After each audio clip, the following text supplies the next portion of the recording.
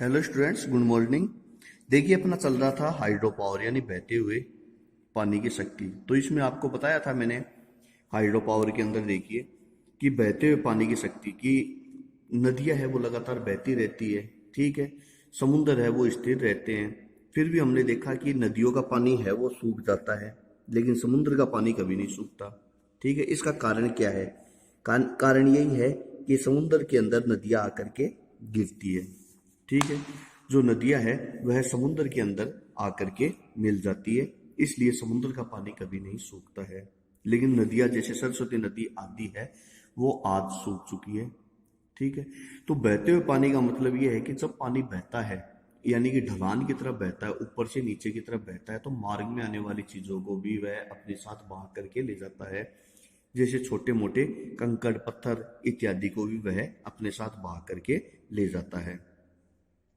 फिर उसके बाद में आगे देखिए स्टूडेंट्स कि ये कहता है,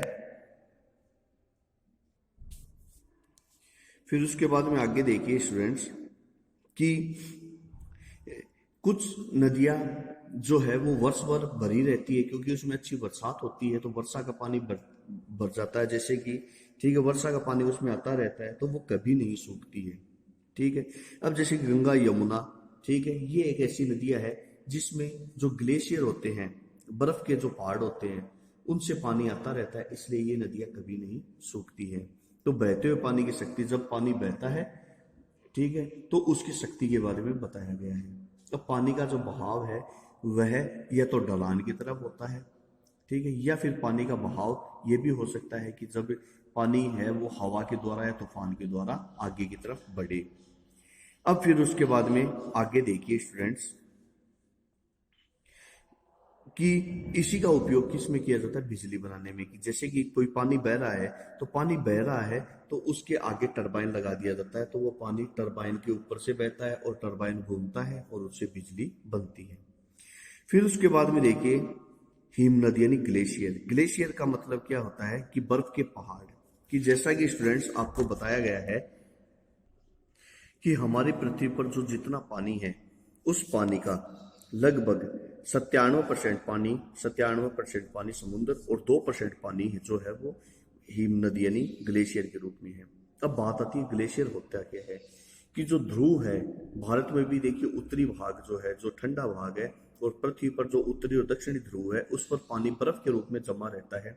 इस जमे हुए पानी को ही क्या कहते हैं? ग्लेशियर कहते हैं, हिमनद कहते हैं। ठीक है, तो इस जमे हुए भाग को क्या कहते हैं? ग्लेशियर या हिमनद कहा जाता है। अब देखिए, यह ग्लेशियर जो होता है यह जब धीरे धीरे पिघलता है तो इससे जो पानी बहता है वह पानी के आगे नदियों का रूप ले लेता है, जैसे कि गंगा यमुना। गंगा यमुना कैसे बनी ये नदियां? ये ग्लेशियर के पिघलने से जो पानी आता है उसी से ये नदियां बहती है। आज के टाइम में ग्लोबल वार्मिंग के कारण ये ग्लेशियर है। ग्लोबल वार्मिंग के कारण आपको पता है वातावरण का तापमान बढ़ता है, और जब वातावरण का तापमान बढ़ता है तो यह ग्लेशियर पिघलते हैं। ठीक है, ये ग्लेशियर क्या होते हैं? धीरे धीरे पिघलते हैं। ठीक है, और आगे यह नदियों के द्वारा समुद्र में पहुंचते हैं और समुद्र का तल ऊपर की तरफ उठता है, और जिससे आसपास के एरिया जलमग्न होने का डर रहता है। तो स्टूडेंट्स, ये है ग्लेशियर के बारे में। अब आगे देखिए, इसके बाद में नेक्स्ट है ओशियनिक करंट यानी समुद्री धाराएं। समुद्री धाराओं का मतलब क्या है? कि जो समुद्र का जल है वो एक शांत जल है जिसमें नदियां आकर के मिलती है। ठीक है, लेकिन जब नदियां बहती है, ठीक है, या समुद्र बहता है, तो जब समुद्र है वह हवा के द्वारा या आगे की तरफ बहता है, तो इसे हम क्या कहते हैं? समुद्री नदी कहते हैं। कि समुद्र हवा के द्वारा आगे की तरफ बहता है। हवा के द्वारा या अन्य माध्यम के द्वारा जब समुद्र के पानी के अंदर लहरें उत्पन्न होती है तो इसे हम क्या कहते हैं? समुद्री धाराएं कहते हैं। ठीक है, और ये भी आपको बताया कि समुद्र का पानी कभी नहीं सूखता। इसमें आपको पॉइंट वाइज करना है। जैसे सबसे पहले आपको क्या बताना है कि यह समुद्री लहरें किस किस प्रकार की होती है। तो सबसे पहले समुद्री लहरें किस कारण से उत्पन्न होती है? भूकंप या ज्वालामुखी के फटने से। समुद्र के पास में यदि ज्वालामुखी फटता है तो समुद्र में कंपन उत्पन्न होता है जिससे उसकी लहरें उत्पन्न होती है। ठीक है, या फिर उसमें भूकंप आ जाए तो सुनामी जैसी घटनाएं होती है जिसके कारण उसमें लहरें आती है। तो पहले होगी समुद्री लहरों के बारे में। दूसरी क्या होगा स्टूडेंट, दूसरा आपको बताना समुद्री लहरें किस कारण का रूप ले लेती है, हरिकेन और टाइफन जैसे तूफान का। तो इसमें क्या होगा कि समुद्र का जल शांत होता है लेकिन उसके अंदर दो प्रकार की धाराएं बहती है, ये आपने एसएसटी में पढ़ा होगा, गर्म धारा और ठंडी धारा।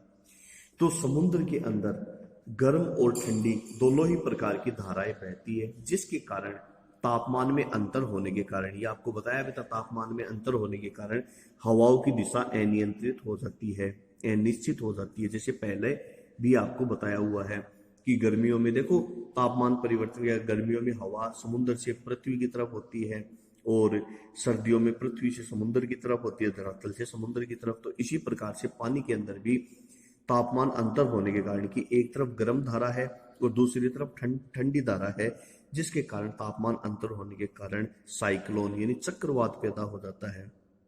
ठीक है, इसके अलावा चक्रवात पैदा हो जाता है, या जो इस प्रकार के जो तूफान आते हैं, हरिकेन टाइफन जैसे तूफान आते हैं, तो वो भी किस रूप में आते हैं, समुद्री धाराओं के रूप में।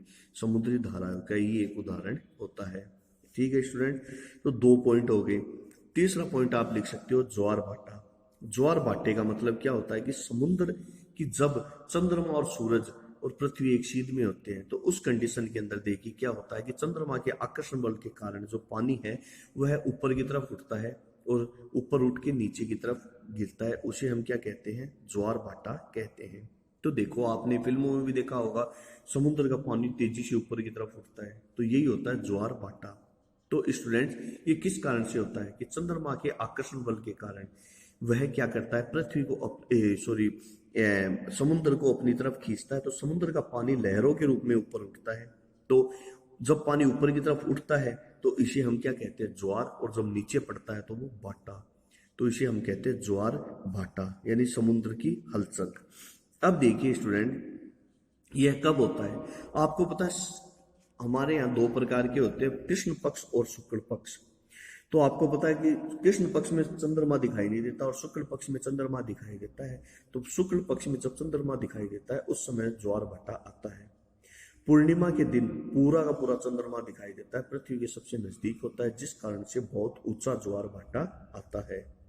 तो ज्वार भाटा भी 2 प्रकार का होता है, उच्च और निम्न। उच्च कब आता है, पूर्णिमा के दिन, और अन्य दिनों में चंद्रमा है वो आधा ही दिखाई देता है, जिसके कारण आकर्षण बल, गुरुत्वाकर्षण भी उसका आधा ही हो जाता है, इसलिए उसका गुरुत्वाकर्षण कम लगने के कारण छोटा ज्वार भाटा आता है।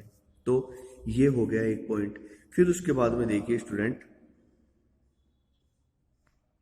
कई प्रकार के तूफान, समुद्र में भी कई प्रकार के तूफान वगैरह आते रहते हैं, और तूफान जब समुद्र के अंदर आते हैं तो उसके साथ समुद्र की लहरें उठती है, बहुत ऊंची ऊंची समुद्र की लहरें उठती है।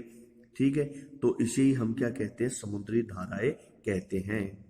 तो स्टूडेंट्स ये हो गया समुद्री धाराओं को, आप पॉइंट के बारे में लिखना। सबसे पहले आप समुद्री धाराओं का कैसे बता दोगे, भूकंप ज्वालामुखी के कारण। दूसरा आप बता दोगे गर्म ठंडी धाराओं के कारण क्या आते हैं, हरिकेन टाइफन। तीसरा आप बता दोगे ज्वार भाटा। चौथा आप बता दोगे समुद्र में आने वाला तूफान। तो इस कारण से समुद्री धाराएं उत्पन्न होती है। तो स्टूडेंट्स इसी के साथ हमारा लेसन कंप्लीट हुआ। ठीक है स्टूडेंट्स, अगर इससे रिलेटेड कोई क्वेश्चन पूछने हैं तो आप मुझे पूछ सकते हो, और इसी के कुछ क्वेश्चन है, इसके आंसर भी मैं आपको दे देता हूँ। उत्तरायण व दक्षिणायन होने का क्या कारण है, तो पृथ्वी है वो 23.5 डिग्री के ऊपर झुकी होने के कारण सूरज हमें उत्तरायण और दक्षिणायन की क्रिया होती है। भूकंप नापने की इकाई क्या है, रिएक्टर स्केल, और सिस्मो भूकंप मापी के द्वारा मापा जाता है। विवर्तनिक प्लेटें कहाँ पाई जाती है, पृथ्वी की सतह पर पाई जाती है। सुनामी का कारण पृथ्वी के समुद्र के अंदर आने वाला भूकंप जिसकी तीव्रता 7 से ज्यादा। सुनामी का कारण केंद्र पर वायुदाब कम होने के कारण कैसी हवाएं चलती है, चक्रवात वाली हवाएं चलती है, यदि पृथ्वी पर वायुमंडल कम हो जाए। ये बताया हुआ है समुद्री धारा अपक्षयण की शक्तियों का कृषि में योगदान।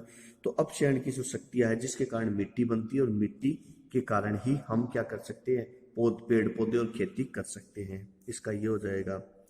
अपक्षयण में मदद करने वाले 4 कारण। तो अपक्षयण में मदद क्या क्या करता है आपको पता है, तापमान, ठीक है, तापमान है, सर्दी, बरसात है, हवा है, ठीक है, पेड़ पौधे हैं, ये अपक्षयण में मदद करते हैं। चंद्रमा की उत्पत्ति कैसे हुई ये बताई हुई है कि पृथ्वी की अरबों साल पहले पृथ्वी के ऊपर एक मंगल ग्रह के बराबर एक ग्रह टकराया होगा, जिसके कारण मंगल ग्रह के बराबर एक ग्रह टकराया होगा, जिस कारण पृथ्वी के दो भाग हो गए, जिसमें एक भाग पृथ्वी और दूसरा भाग चंद्रमा बना। इस प्रकार से चंद्रमा की उत्पत्ति हुई। Okay students, thank you.